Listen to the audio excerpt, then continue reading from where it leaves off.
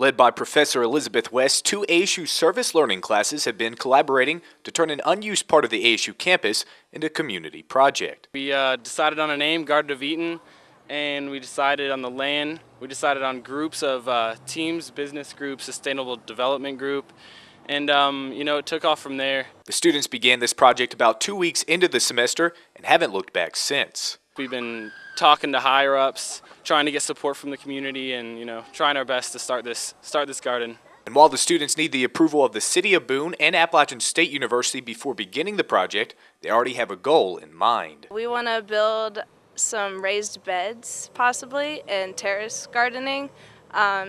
It's also called xeriscaping, so we would not be intruding into the land at all.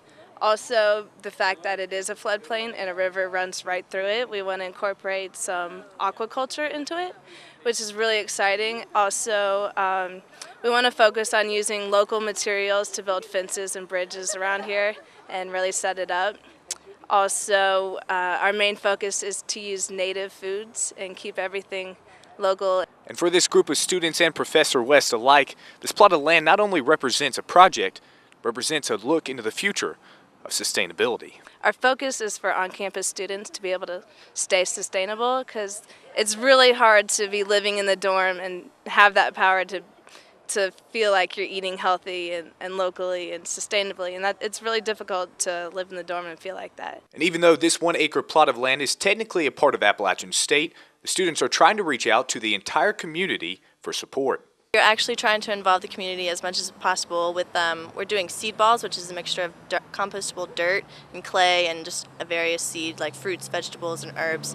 And what you can do is you literally can just chuck it anywhere, or you can plant it wherever you want to. Doing Diversity Day, which happened already in the Student Union, and we're also going to do Earth Day, which is next Wednesday from 11 to 3. If anybody wants to come out to Sanford Mall, we'll be there, and we'll be celebrating the Garden of Eatin. But none of this would be possible without Elizabeth West, whose vision started a few years ago. I've been walking by this space for a couple of years from where I park, and trying to figure out how I could integrate service learning into my writing classes.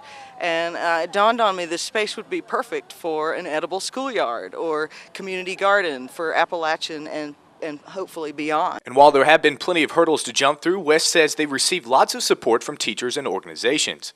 The next test, she says, will be getting support from the university. The next big hurdle is just the university in general feeling safe and comfortable in allowing this to go forward, in that it will be beautiful and it will be, it will enhance what's going on here. It's certainly aligned with all of the general education goals and outcomes, etc. And I think just getting their support in general is our next big piece, and then hurdles will be weather and materials and other support like that along the way.